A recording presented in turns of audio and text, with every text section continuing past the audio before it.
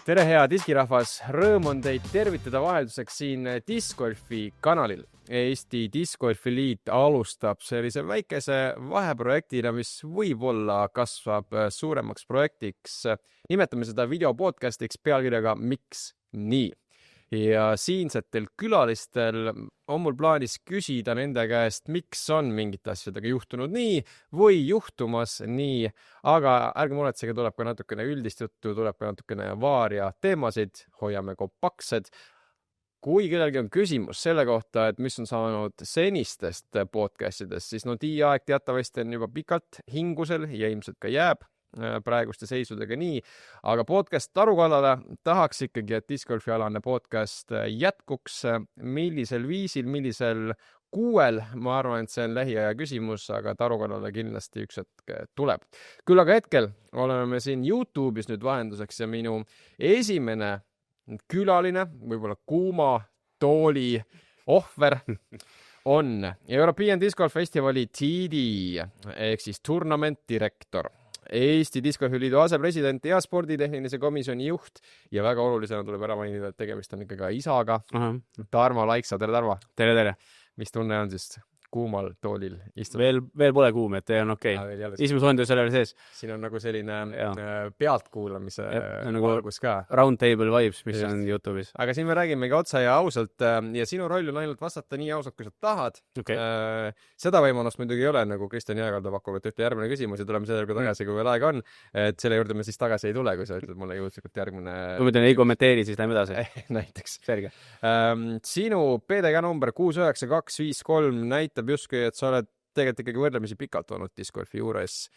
Vaatasin 2015 oli esimene sissekanne, aga ma küsin ikkagi selle klassikalise küsimuse ära, et millal esimest korda ketta näppu võtsid? 2013 aasta augustis. Mis ketas oli? Ei mäleta. See oli rendiketas Nõmme spordikeskusest ja Nõmme Lesse Ring, üks ka võrdlemisi tuntud tegija diskimaastikul Markus Tvineninov vedas mind ja siis ühte teist Pirita lapsepõlvesõpra Tanel Luike rajale.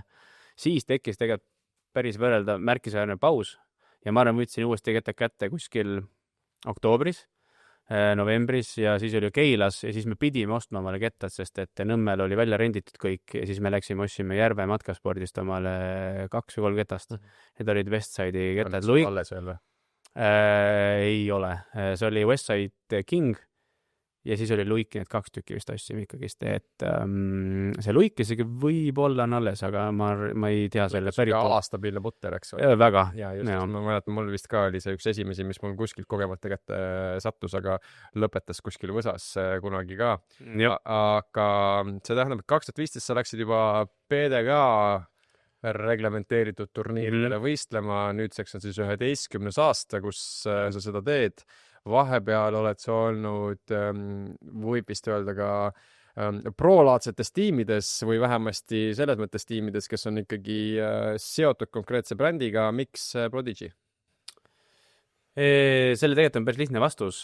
Kunagi, kui Prodigy Eestis tuli, siis ta oli selline Kristjan Jägeli ja Rainer Lippandi nagu mehe projekt, kus Lippandi Mazda bagassist sai osta kettaid. Ma kunagi ostsin neid telekamänge ja kollaseid. Umbes sama, et sa Nõmme esimesel bagassist müüdi neid ja siis, kui kunagi 2014, kui ma õigesti mäletan, ei, see pidi hiljem olema. Ühesõnaga, mingi aeg, kui Martin Rottmeister sai siis Prodigy diili, Prodigy Europe diili siis täpsemalt, siis kuidagi Rainer ja Kristjan vist olid selleks ajaks aru saanud, et kui tahta tegeleda sellega, siis peaks sellega tegelema full time. Aga tol hetkel mõlemal mehel oli ka oma päevatööd, millest nad vist nii väga loobuda tahtnud ja siis pakuti Martinile see business üle võtta. Ja siis 2017, või õigemini selleks ajaks oli mul lihtsalt enamus kotti tänu sellele, et Raineri käest sai suht odavalt neid. Oli enamus ikkagist Prodigy, vähemalt driverite osa ja putterid. Ja 2017 Martin Rottmeister hakkas kokku panema sellist asja nagu Prodigy Street Team. Ja ma tegelikult isegi tean, ja ma vist ei olnud esimene valik. Ma mäletan, kas ta küsis äkki Jakko Känd või tegi sellist esimesena. Aga Jakko ütles ei või mis iganes põhjus ja siis pakuti minule Street Teami kapteni kohta. Toona oli ta siis Street Team Baltic ehk siis Eesti, Läti ja Leedu. Ja siis ma olin mingi, okei, et kuna mu kott on nagunii enamuses, pluss seal mingid hüved tulid, et ma sain sealt veel mingit mürtsi asju. ja siis sellest ajast saati ma mängisin kokku siis 8 hooaega Prodigiga, et jah, lõpuks ma Street Teamist nii-öelda tänu nendele siis teenetele nii-öelda, kui nimetada, sain siis omale ka siis nii-öelda see Prodigy Europe'i tehase tiimi, et kus ma ise saan ambassadori tiimis ja siis juba juhtisin nagu või noh, manageerisin Eesti tiimimängijaid, kes on kõrgemates alasin Villota ja Martin ise ja Kaidi ja Mauri ja sellised. Ja nüüd sa oled siis mixed bag'i peal? Põhimõtteliselt küll, jah. Ja see, küsime siis nii, et kui valulik on olnud üleminek? Tegelikult on väga äge, see on selles mõttes nii palju, kuuled ikka, kus mingi pro, kes on mänginud ka, noh, maailmastaabis ikka atleedid on läinud avatud koti peal üle mingi väga pika perioodi mängides kindla brändiga, siis on selline täielik uus avastamine, et nagu lapskobi poes. Et noh, et sellel tootjal on ka päris ägedad kettad, et võib-olla muidu oled selline, noh, väga, noh, selles mõttes, et ma ütlen, et Prodigiga ma mängin väga palju siiamaani, mu enamus kott on Prodigi, aga väga palju muid brände on läinud teekotti ka, kindlasti mingid asjad, mis kuskilt ema kodust kapi pealt leidsid, vaatasid, siuke asi on veel, läks prooviks, näiteks mul on üks 2016 aasta bass kotis, mis on FLX bass, peal on kirja mid-range driver on peal kirjas. No, kuldne, neid ei tehta enam. Ma just tahtsin küsida, et mis siis on see nii-öelda uus avastus, mille sa oled ühe sellise nurgakivina enda kotti leidnud? No see bass on kindlasti üks ja ei ole midagi öelda, siis Kristini Grace'id on head kätted ja viimase avastus on James Conradi MVP Trail, mis lendab ka, noh, ma olen võrdlemisi nuudelkäsi ikkagist ja pigem viskan rohkem nagu mitte nüüd alastabiilsemad kettad, aga pigem siis alastabiilsema poolsemad kettaid. Neutraalsemaid rohkem. Ja need töövad oma töö väga hästi ära, jah. Aga ma küsin siis nii, et lähtudes meie saate pealkirjast ikkagi, et miks on nii?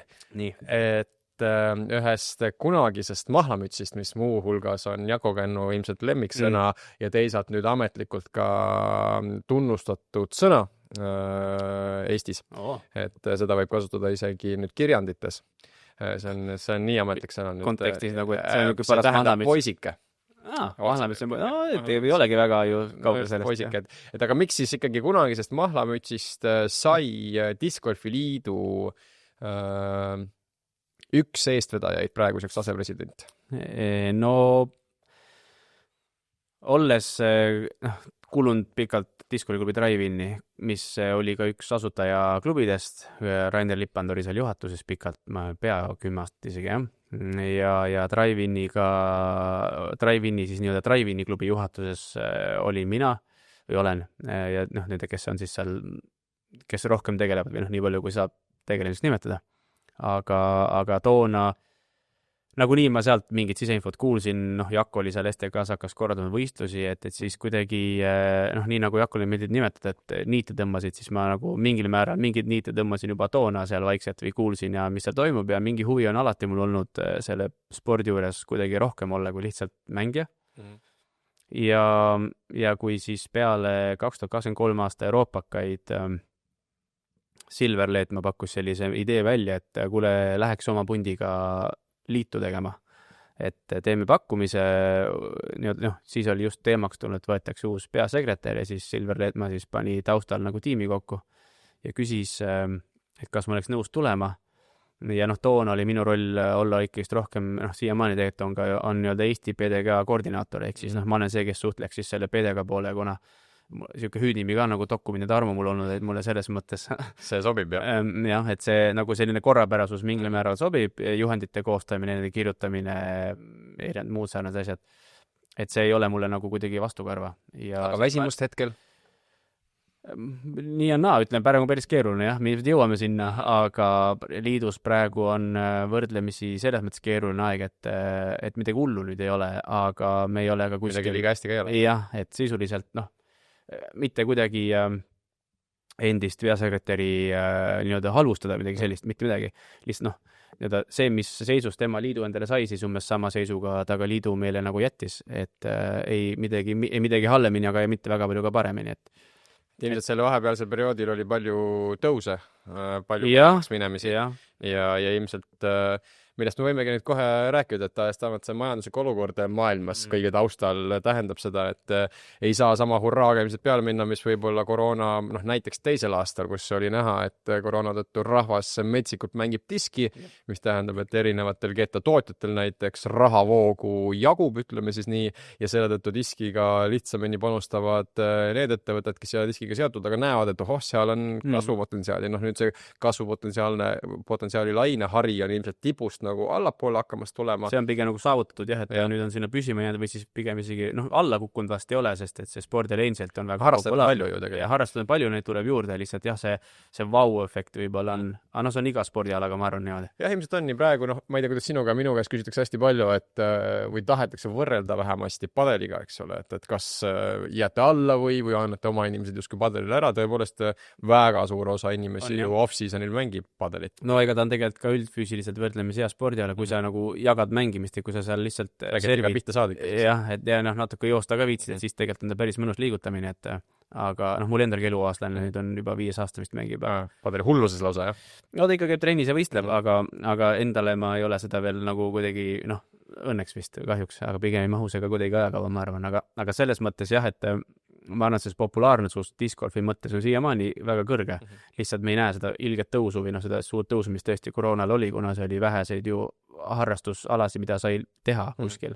Olgugi, et isegi Mupo pani parklaid kinni, isegi järvel oli ju Mupo patrulli, sul pannud kedagi sinna põhimõtteliselt parkida, aga käidi kuidagi mängimas, et me isegi sõitsime siit sõpradega, igaüks sõitis oma autoga Järvakanti, tegime seal tiire, kuna seal oli võrdlemisi, mitte kuskil, aga rada on minu arust üks Eesti lemmikuid radu. Ja lihtsalt see oli võimalus, mismoodi sai mängida ja siis inimestel oli ilmselgelt vajadus ka kett osta, mis iganes on ju. Jah, ma mäletan koroona ajal, ma ise elasin veel Tallinnas siis ja mina olen see koroona beebi diski mõttes, eks ole, siis ma hakkasin aktiivselt mängima ja siis oli küll minul oli küll vist Männiku sai kuidagi nagu üheks kõige rohkem külastatuvaks ja seal oli küll sõbraga vaatasime, et kuule, ärme igaks üks 3. kutsu, et mine tea, mis saab, et 2+2 oli tol hetkel aktiivne reegel. Aga lähme nagu kuumad oli sisu küsimuse juurde, mida kindlasti nagu hea televaataja meil ootab, et vaatame sellele asjale ka otsa, et kui nüüd meil on vahetanud peasekretär, kes on väga tugev ilmselt sponsorite leidmises olnud, kes on väga tugev vähemasti läbirääkimistes ja sellise võib-olla natukene unistamise visiooni seadmises olnud. Ja meil on vahetanud nüüd president. Siis miks on nii, et presidendi vahetamisega on justkui asjad nagu kehvemaks läinud?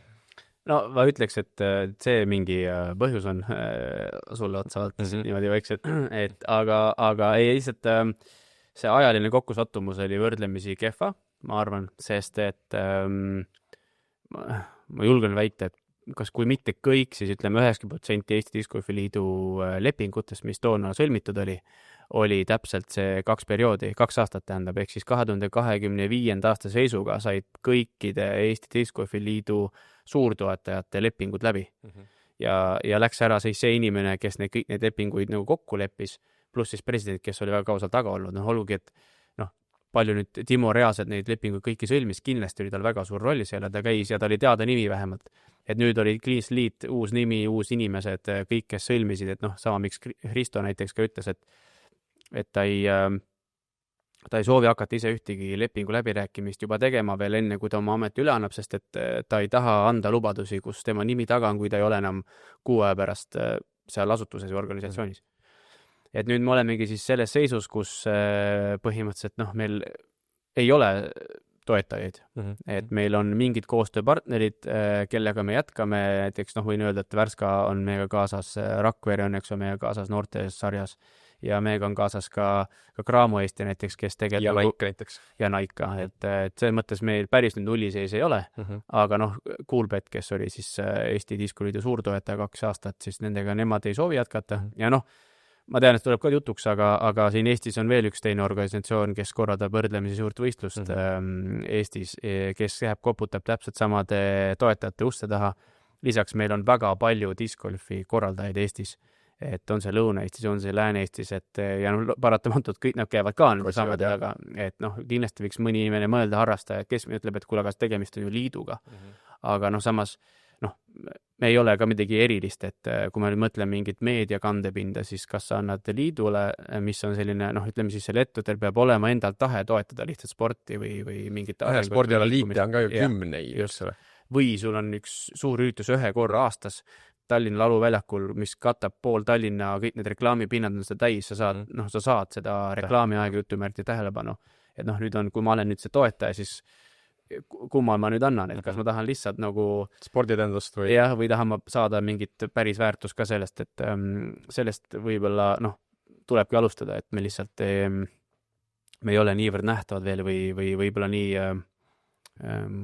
ihaldusväärsemad kohad, kuhu panna, aga ma usun, et asi läheb paremaks ajas, lihtsalt võistluskalender hakkab väga kiiresti lähenema, talvise meistrikad on juba kohe-kohe põhimõtteliselt 6 aja pärast on harrastada talvised, et natuke peab veel vaeva nägema, et seal oleks ka midagi meie parimatele käe vahel anda peale lihtsalt sooja käepiigistuse, et mulle meeldib alati küsida selliseid otsekohaseid küsimusi, mis tekitab inimestes emotsioone ja see ei pruugi sinus emotsioone tekitada, see võib kuulajas emotsiooni tekitada, kes mõni võib-olla tunneb ennast puudutatuna, aga see ei ole kunagi nagu eesmärk, vaid minu hinnangul see näitab, et tegelikult see on siis oluline teema. Et aga miks on nii, et näiteks talvistele tahab enim mängima tulla just Mastersite kontingent? See on hea küsimus. Ma isegi ei tea. Ma arvan, et võib-olla rada on neile rohkem nagu, mitte kättesaadavam, aga ütleme siis jõukohasem võib-olla. Olugi, et noh, meil MP40 mehed, ma arvan, Eesti top 10, MP40 see hüvata olla ka MPO top 10, sest noh, seal mehed ikka, no pigem ütleme, või jah, top 20, et nad ikka väga head mängumehed. MP50 edasi, ma arvan, üks on see, teine asi on see, et nad ongi rohkem, noh, ma nüüd ei taha ka kedagi solvata ja meie kõik Eesti parimad seniorsportlased ja tublid on, kõik on väga tublid, aga noh, ikkagist ütleme, kõik meie seniorsportlased on ikkagist lihtsalt nii-öelda harrastussportlased ja neile võib-olla meeldibki siuke funimasi rohkem, et meil on kindlasti ka väga hardcore, noh, ala Eno ja Raimo Kimmel, kes on siin 2 tugevat rivaali MP50, nemad võtavad asja väga tõsiselt, aga võib-olla ülejäänud mingi 15, kes lihtsalt tahavadki mängida ja noh, võib-olla siis see Elvase, ma tean, et igatahes seda eelmine aasta tehtud rada kiideti väga. Aga siis ei lund ka. Ja noh, olud ei olnud nii hullud, jah. Aga noh, layout see tegelikult ju, see lumi on või ei ole, see layout ei muuda, et kui layout on nagu mõnusalt mängitav ja Silver saaks siis, kes on talviste peakorraldaja või noh, jah, korraldaja, suudab kuidagi niimoodi ära lahendada selle, et väga palju lost riski ei tule või et see meetrine lumi ei ole nagu mingi kõige suurem väljakutse, kindlasti on, aga ta ei hakka mängu naudingut kuidagi rikkuma, et siis ma usun, et noh, kes eelmine aasta hea emotsiooniga tuli, on ka see aasta sinna minemas. Ilmselt nii on jah, ja noh, 2026 aasta tundub olevat selline ülemineku aasta liidu jaoks eriti, noh, tundub, et üldiselt majanduses ka mingid asjad hakkavad tärkama, kuskil mingid sektorid hakatakse võib-olla jälle potentsiaalselt rohkem panustama ja liidu jaoks on natukene nagu võib-olla veidi siuke enda ümber kas sõnastamine, sihtide paikapanemine, prioriteetide nagu võib-olla siis fikseerimine, et ilmselt liidul tuleb nagu vaadata otsa sellele, et piiratud ressurssidega, kui palju me saame panustada, kuhu me saame panustada, kes on prioriteet, kas need on noored, kas need on harrastajad, kas need on prood, kas mingi kombinatsioon nendest, eks ole, kõigile võrdselt, me ei suuda minu hinnangul ilmselge, jah, tahtmata panustada olukorras, kus suurtoetajate leidmine, kes meile 10 000-ga tuleb, on noh, sa leiad, ma ütleksin, et võib-olla 3 tükki, kes annavad meile 3000, leiab sellise 2-kuulise räige tööga, aga sellist ühte, kes tuleb ja laiatab, on praegu, ma oleksin väga üllatunud positiivselt, kui see juhtub kindlasti. Et ja selle käigus juhtimise vaatest, noh, see ei ole mul esimene rodeo midagi juhtida, eks ole, ja see tähendab seda ka, et juht on alati see, kes pardon my French, eks ole, esimesena nagu sitaga üle lobitakse ja kelle otsused nagu ei ole enamasti nagu adekvaatsed kõigi jaoks nii ehk naa, sest keegi nagu jääb oma arvamus ikkagi jääb kõrvale või tunneb ennast nagu puudutatuna nendel teemadel. Ehk siis nagu selle piiratud ressursside ja väga paljude arvamuste keskkonnas me peame tegema, eks ole, mingid otsused, mis ei pruugi olla populaarsed. ja ma arvan, et 2026 aasta tuleb EDG-l juhatusel võrdlemisi keeruline aasta kindlasti, vaatame, mis need talvised endaga kaasa toovad, aga miks on nii, et nagu olukorras, kus off-seasonil ilmselt üks peamise prioriteete saab olema nagu, või saaks olla oma vormi ettevalmistamine selleks, et anda maksimum soojemal ajal meie kontekstis ja selle tõttu ju paljud käivad ka näiteks Hispaanias, kus Eesti võistlejaid on PDK võistlusel rohkem kui võib-olla hispaanlasi, siis endiselt on olnud ajalooliselt talvistega väga palju erimeelsusi. Võib-olla avakorraks seda, et see ei ole olnud ju alati meistrivõistlused.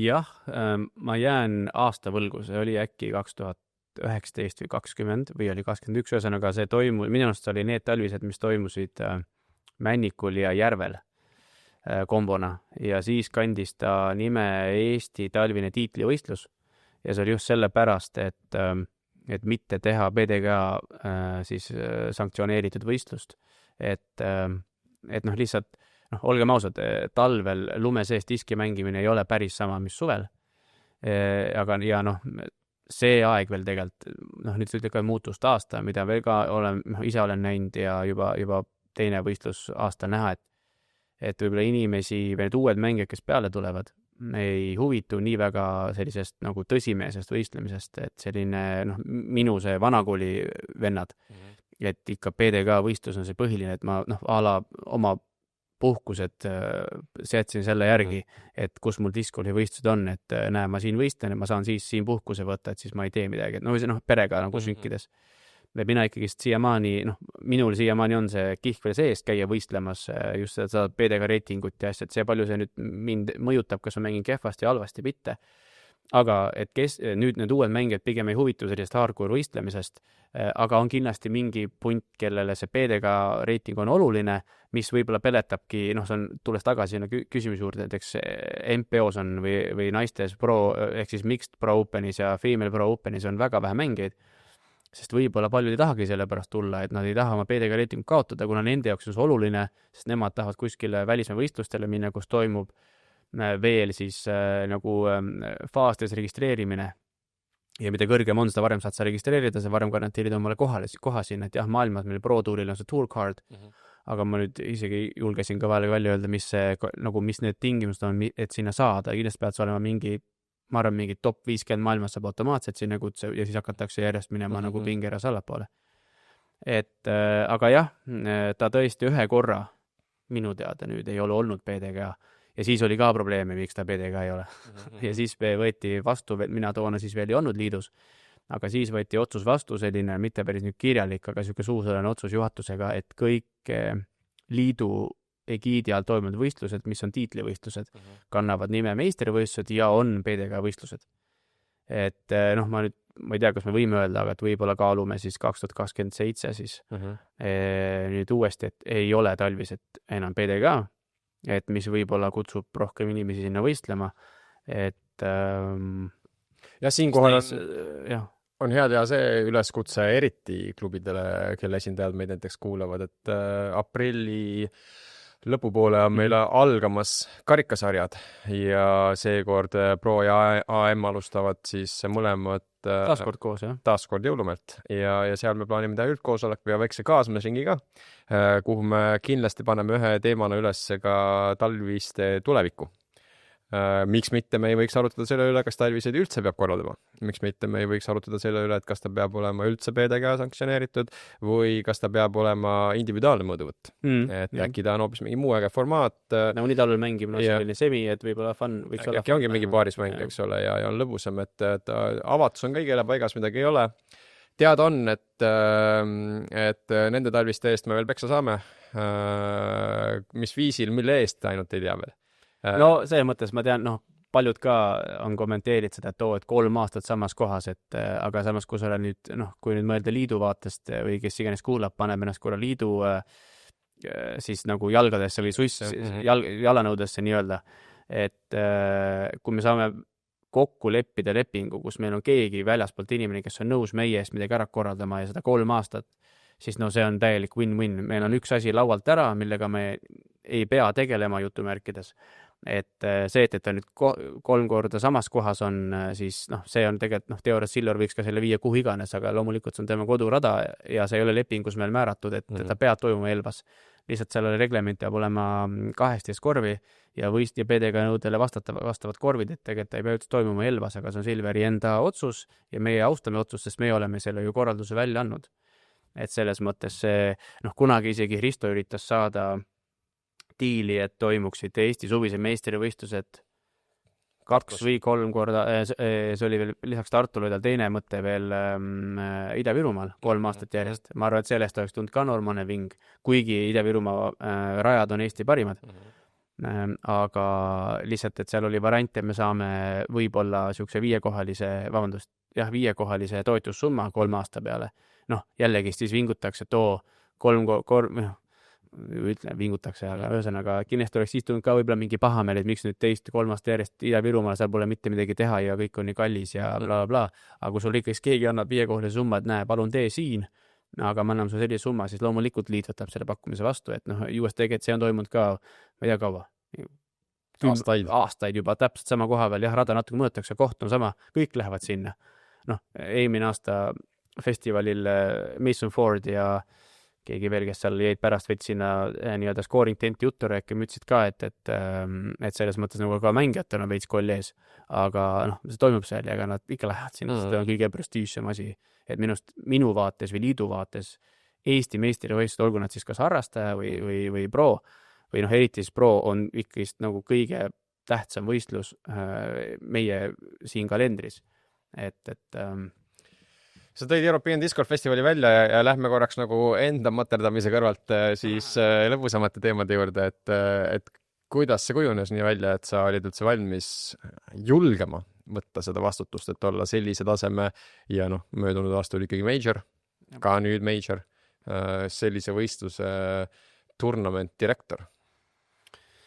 Ma arvan, et ma olin selleks ju päris palju võistlusi tournament direktori rinud, hea keeleväna, sest et 2019 kuni 2023 me Martti Rotmistiga tegime Kõremaal Estonian Openit, mis oli siis ATR ja see kuulus samamoodi nii PDK Eurotuuri hulka kui ka siis European Pro Tuuri egiidi alla, mis siis loodi PDK Eurotuuri kõrvale siuke konkureeriv võistlussari.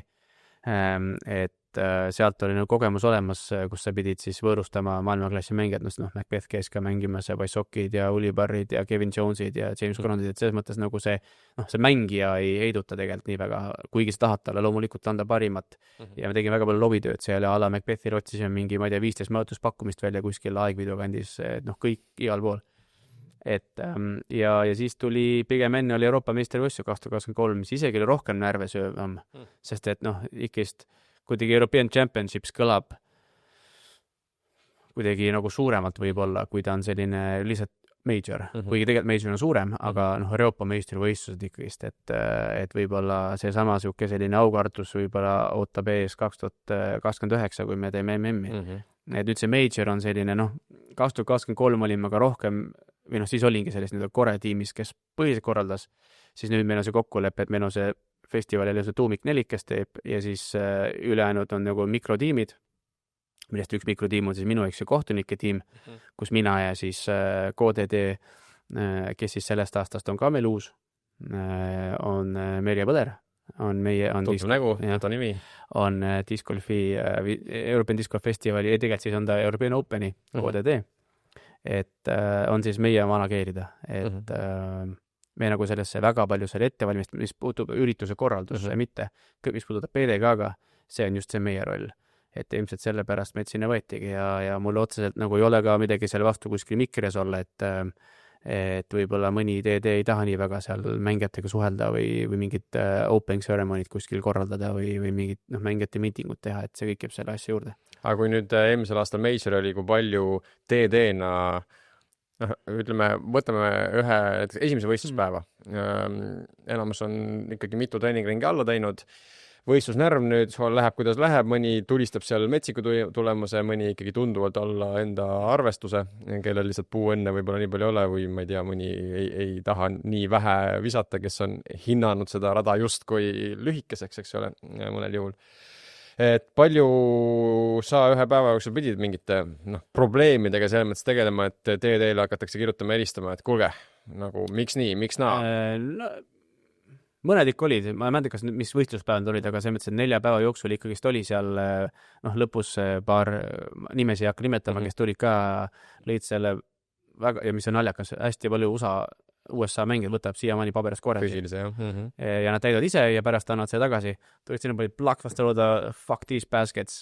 Ja läks minema, ei öelda mitte just mõttes, okei, siis nagu oled seal nagu väike, nagu kui kass oled seal. Ja tegelikult seal oli ka nüüdseks siis pro-tuurist maha astunud Dean Carey mees AJ Carey, kes oli siis Proditsi poolt toetatud mängija. Tema näiteks tema arvas, et talle tehti liiga, Marshall tegi liiga, kelleks oli üks Eesti Marshall, kes käis kaasas ja koolist oli jalavea.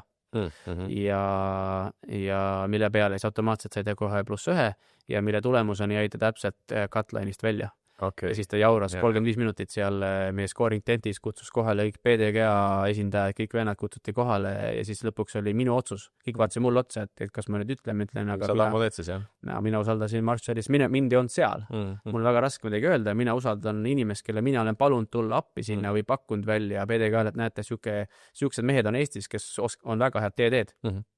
Et kui te tahate kedagi appi võtta, palun võtke neist, õnneks need Eesti mängijad olid kõik nõus tulema. Ja tema otsus ja ma usaldan seda otsust ja ta väitis mulle, et tema nägi, et oli, pärast ma kuulsin, seal oli veel meie Eesti videograafe, kes seal ringi jooksid, naisterahvad, kes ütlesid, jah, oligi tegelikult jalaviga, aga nemad nägid seda, aga lihtsalt, kui sa oled see mängija, siis ühesõnaga. Jalaviga on üldse selles mõttes hästi huvitav fenomen, eks ole, et see üle, ma ei tea, kas nüüd kõige rohkem, aga kui tuleb, siis tuleb nagu see furoor kohe suurelt ja palju, inimesed on nagu 2 lehte kohe, et miks üldse selline asi peab olema või millistel tingimustel üldse, et kas võiks kuidagi leevendada. Selles mõttes siin on nagu hea küsida selline nagu võib-olla vaaria tüüpi küsimus, et mis on need mõned discgolfi reeglid, mis sa näed, et nagu võiks tegelikult kas täieneda või muutuda või võib-olla võiks mitte olla, oleks tegelikult toredam mängida. No üks kohe, mis ma ütlen ära, see PDG Mando reegel. Et kui tuleb tagasi või? Jah, et see on täiesti nagu jabur. Kohe, 2021 talvised jõulumeel, mis toimusid, kus lund ei olnud, aga kogu rada oli full curling. Siis ma ise sain seda reeglit, mis iganes see punase mingi rada on, mis läheb sinna auku. Tavad puud ja libisel vist tagasi. Ja seal oli veel neid, kes sai väga palju kohe nendega põletada. Et see on minust täiesti jabur. No ütleme nii, et see ajareegel on nii on, see muutub ka nüüd uuest aastast on, või käesust aastast on siis 45 sekundit see. Aga see on ilmselt ikkagi nagu põhiküsimus, võib-olla kui vaatab meid, eks ole, keegi värske discgolfi maastikul, et mis hetkel ma hakkan siis 45 sekundit oma peas lugema? No, loetakse selleks, kui sa jõuad oma ketta juurde, oma nii-öelda siis selle ketta juurde, et panen koti maha, olen ketta juures justkui 45. Ma räägin jällegi, sellepärast ajareegel ongi nagu nii suhteline, et seda, millal sa nüüd lugema hakkad, et kas sa lähened, kas siis, kui sa paned koti maha, kas siis, kui sa astud oma jala nüüd sinna ketta taha, isegi kui sa näiteks tahad selle markeri vastu vahetada, et kas juba siis aeg jookseb ja siis on veel lisaks saad võtta 2 time-out, et just kui sul, ma ei tea, kellegi koer jookseb silmest läbi üle põllu, et siis sa võid astuda tagasi ja su aeg läheb 0 ja hakkab uuesti pihta. Sa saad idesju ka võtta, et 2 time-out'i on. Et mina siis just kui teine mängija, kes on kaasas, loen sellest hetkest, kui sa reaalselt lähed ja ma saan aru, et sa hakkad valmistuma oma soorituseks. See on ikkagi suht subjektiivne hinnang, on ju? Täiesti, et see ongi see kõige määratum osa, et mille pärast nagu kõik võrdhullud golfiga, et aga golfis sul on 18 auku, sa igal poole Marshallid, kes jälgivad, et sellepärast nagu see meie nagu ikka sõltub väga palju teistest puulikaaslastest või grupikaaslastest, kes nagu on piisavalt julged siis, kui on vaja koolida. Teine on jalaviga, et tõesti, kui see mängija viskab ala näiteks, ma ei tea, 35 sentimeetrit tagapoolt, mitte 30 senti, mis ma koolin talle jalavest, ta ei saa mitte mingit teelist. Aga ta ikka räigelt astub ketta välja, et see kettas peab minema teisele poole, siis ma ei saa seda mitte koolimata jätta, eks ole. Ja siin tulevad kohe mängu kindlasti need aspektid, et kui maapind on mudane või libe, ja sa nagu natukene endast mitte olenevatel põhjustel, eks ole, võib-olla libised õrnad ketta pihta, eks ole, et mis ma selle, et nagu mängija sa pead oskama, sa pead nagu jah, et see, kes siis nagu, sa võid olla kas täpselt see ABC mees, kes igal juhul koolib ära, no matter what, et nii on kirjas, nii peab olema. Või sa see mees, kes suudab nagu natuke see olukorda lugeda, noh, hea näide on see Kristini olukord, mis ennast võhtus oli, on ju, et jah, ta tegi selle vea, aga see oli nagu, noh, ta libises, ja see olukord mängus, et ta ei saanud mingit eelist sellest, et ta sinna natukene varbaga sinna peale astus ja noh, see, mis pärast juhtus, on kõik teavad, mis juhtus, et iga mängija alles endast täiesti välja. Et noh, täpselt sama asi, noh, ka festivalidis enne küsisid siis mida osad Ameerika mandri mängijad küsisid, et miks Euroopa teed neid niimoodi peedistavad. Väga palju kooliti aegu.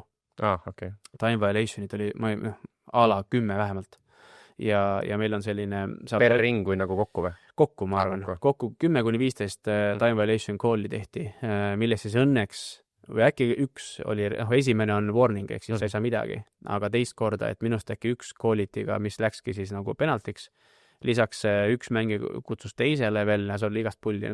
Ikka juhtub, et see mõttes, ega nemad on ka ju inimesed ja nad tegelikult võistlevad ju omavahel, vahet ei ole, kas on Eestis, Lätis või kuskil Washingtonis ala.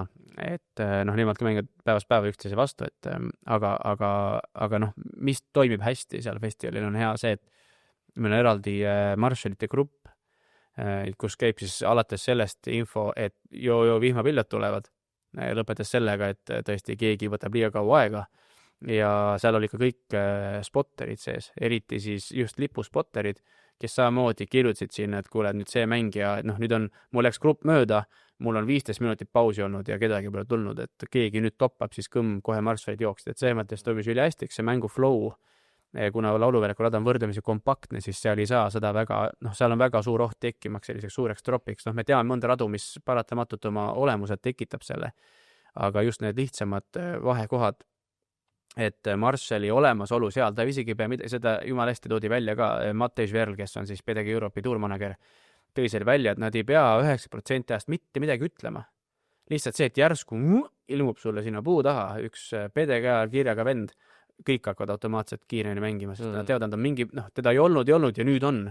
Ilmselgelt keegi midagi on teinud, kuskil see on nagu veidi politseiefekt. Jaa, veits politseiefekt, et see mõttes automaatselt hakkad veits kiiremini või noh, ma ei tea, jälgima midagi rohkemat, et see, aga tegelikult see ongi selle Marshalli mõte. Aga kui meil oleks igale rajale panna Marshall, siis noh, siis oleks need asjad nagu kuidagi võib-olla võrdsemad, need tunti kuidagi, et neile tehti liiga, seda toodi mulle välja. Kas Discord Festivaliga seoses on sul nagu mingit põnevat uudist ka meile pakkuda, mida su koretiim lubaks öelda, et ma ei tea, rada saab muudatuse või? Rada saab ma pean tunnistama, et ma tean ka võrdlemisi vähe. Olgugi, et ma olen peakohtunik, aga noh, ma olengi peakohtunik. Aga ma võin öelda, et korvid muutuvad. Nagu korvid ise või? Ja korvi ütle kes, aga uued korvid. Ja korvi asukohad ka mõne rajale? Kindlasti. Et ütleme nii, et meil ühe peakorda Ralfiga oli siin paar päeva tagasi kõne ja siis ta ütles, et nüüd aitab. Et kaua me saame sitta selle raja kohta, vabandust väljendi pärast, aga et tõmbame kitsaks ära siis, noh, et ehk siis paneme selle nii nagu uues TGC nööri mööda ja vaatame, kui siis ka sobi, noh. Et katsetame siis see, me tõmbame lihtsalt kitsamaks, mingid rajad proovime kokku panna uuesti. Ma ei tea nüüd, mis selles plaanis saanud on, et kui kes käis eelmine aasta vaatamas või jälgis meid, et siis see rada, mis seal üleval mäe peal väljas oli, 4. rada vist. Et tegelikult see, mis läks nagu just kui Mandost, aga tegelikult Mando on juudest läbi viskama vasakul, jah? Just, et tegelikult sealt edasi parem oli veel väga palju lauluväljaku ala, mida nad väga lahkesti on teoorias ka meile nõus jagama, lihtsalt noh, me peame ise seda hooldama.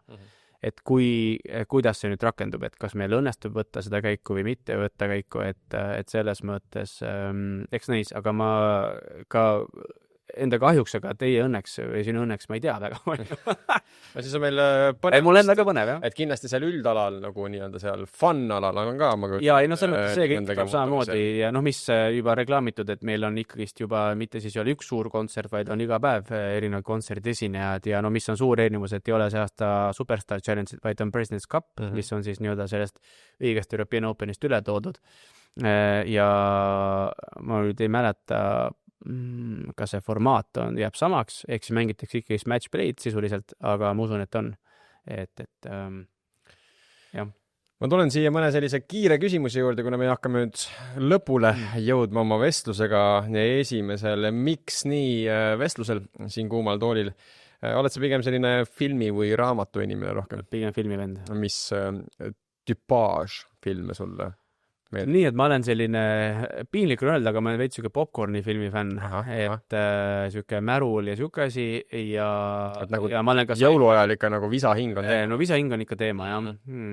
Ja ma olen ka selline sci-fi fänn, kui nii öelda, eks siis ala Marvel, jah. Marveli fänn, et ma võib-olla nii väga mingi Lord of the Ringsi vend ei ole, ega Harry Potteri mees, aga Marvel ja kõik see DC ja kõik, mis puudutab seda, see on kuidagi mulle käib väga. Siis ma saan seda ka kohe küsida, et arvuti või videomängud pigem? Videomängud as in konsool. Jah, et vabandust, kehva eesti keele pärast. Praegu konsool, aga kunagi ma olen ikka olnud arvutimängur, et ma olen isegi käinud võistlemas jah, Euroopas. Nii hästi lasa. Mis su siis selline kirg oli? See oli Wolfenstein Enemy Territory. Oi, see oli legendaarne, tõesti. Ja siis on saadud käidud võistlemas sellega. Ja praegu on siis pigem selline kodune diivani mängur. Jah, me oleme siin paari lähedasema sõbraga avastanud FIFAt, teeme üle võrgu ja siis oleme avastanud GT Online 5 omale. Saate seal aega võtta. Aga kas see võib siis eeldada, et sa oled nagu PlayStationi mees või? Jah, PlayStationi mees, jah. Mitte tiim. Kuigi mul on Xbox kodus vanemate juures, aga jah, ma isegi, see vist lihtsalt kogu tolmu. Ja siis 5 või? PlayStation? Jep, PlayStation 5, jah. Siis me oleme sinuga selles mõttes samas spaadis, et võib eeldada, et sul läheb ka mingi subscription võib-olla. Jah, siis me oleme samas lõksus selle aja viitmisega, millega kindlasti meie elukaaslased alati äkki võib väga rahul. Eriti kui 11:30, mida käib üle jälle. Nii on, jah, tean täitsa. Kas diskis saab kunagi üldse olümpiaala? Sa ei pea üldse pikalt vastama, et lihtsalt tunnet. Tead, ma ütlen ei. Ma arvan, et see võib olla üld. Ma ei oska öelda põhjendust, aga kuidagi sisetunne ütleb, et pigem esimene vastus oli ei, sest et ta ei pea olema olümpiala. Ma arvan, et jah, ma ei tea, ma ei oska põhjendada, aga millegipärast ütlen ei. Väga äge, kui on, kui saab. Ja olümpiakomiteesse me kuuleme oma liiduga, aga jah, võib-olla mingis tiimiformaadis. Umbes nii nagu, jah, et võib-olla selline nii nagu siin Hiinas oli see maailmamängude asi, et võib-olla mingi sellises formaadis, sest seda on äge vaadata. Aga individuaalmängus ma ei näe eriti kohta sellel olümpial. Viimane küsimus. No. Miks nii on ikkagi, Tarmo, like so, sinu hinnangul, et keegi ei soovi alaliitu juhtida? Sest et see on võrdlemisi tänamatu töö. Eesti Discgolfi liidu juhtimine ikkagi praegu, ma julgen öelda, on ÜKT. Seda teevad kõik liidus olevad inimesed oma põhitöö kõrvalt, oma pere kõrvalt, oma vaba aja kõrvalt. Mulle meeldib väga palju võistleda siiamaani, ma pean ka siis võistlemise kõrvalt see tegema, et selles mõttes nagu, või ma ei pea, aga ma teen, sest et mulle meeldib. Et ma arvan, et kui ma arvan, sa küsid küsimust, aga ma mõelnud mingid väga vastust välja, aga ma arvan, see vastus ongi see, et siin ei ole mingit sellist käekatsutavat tulemit kohe taga. Et on selline võrdlemisi lobitöö, kus sul on foorum, siis nimetame seda Facebooki foorumiks jutumärkides, on täis vendi, kellel väga palju arvamusi. Aga need arvamuse vennad ei taha kunagi ise tulla need arvamusi ära lahendama. Neile meeldib arvata. Ja ma arvan, et lihtsalt see, kes peab liitu juhtima, peab olema selline paksu nahaga mees, või naine, inimene, kes on nõus lihtsalt võtma vastu veits ja mitte vastu ütlema. Ta ütled, jah, teie päring on salvestatud, vastame esimesel võimalusel. Sisuliselt pead automaatvastaja peale. Et ta lihtsalt on nii ja ma arvan, et see ei ole ainult Discgolfi liidu osas, see on ükskõik kus, vaatame jalgpalliliitu, mis seal toimub, eks ole, aga see ongi minuks hämmastav, et me näeme, mis toimub, ei taha Eesti jalgpalli maha teha, sest ma mängin ise väga palju jalgpalli siiamaani teise hobina. Aga me näeme, et sorry, aga ei ole tulemusi tulnud. Ja siis meil on kahekordne maailmameister ja meil on tiimid on kahekordse maailmameistrid, et meil on, okei, Kristjan ei mängi, aga ta persoonina on olemas. Ja siiamaani meil ei ole siukest toetajat nagu me ei ole LHV-d selle taga, kes annab lihtsalt põmm, võtke 100 000 näiteks suvalise summa. Pange noortesse või midagi. Pange noortesse, et discgolf on äge koht, meil on maailmameistrid, me koondus on maailmameister, et selles mõttes nagu meil on maailma top mängijad olemas ja me teeme tulemusi.